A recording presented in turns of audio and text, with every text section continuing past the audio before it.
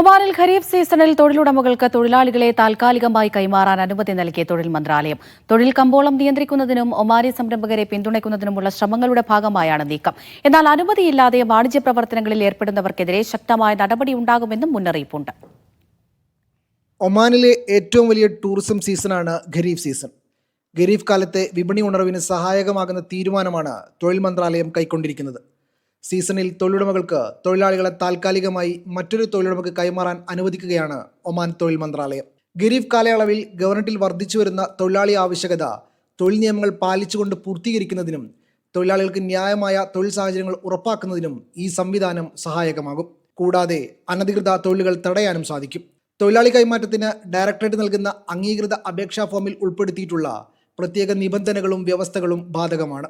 ഖരീഫ് കാലത്തേക്ക് മാത്രമായി ഒരുക്കിയ സേവനങ്ങളുടെ മാനദണ്ഡങ്ങൾ ഉറപ്പുവരുത്തുന്നതിനായി അധികൃതരുടെ തുടർച്ചയായ നിരീക്ഷണവും ഉണ്ടാകും. അതേസമയം ഇക്കാലയളവിൽ തൊഴിൽ നിയമങ്ങൾ ലംഘിച്ച് അനുമതിയില്ലാത്ത വാണിജ്യ പ്രവർത്തനങ്ങളിൽ ഏർപ്പെടുന്ന പ്രവാസികൾക്കെതിരെ ശക്തമായ നടപടി ഉണ്ടാകുമെന്നും മുന്നറിയിപ്പുണ്ട്. Media 1, Muscat.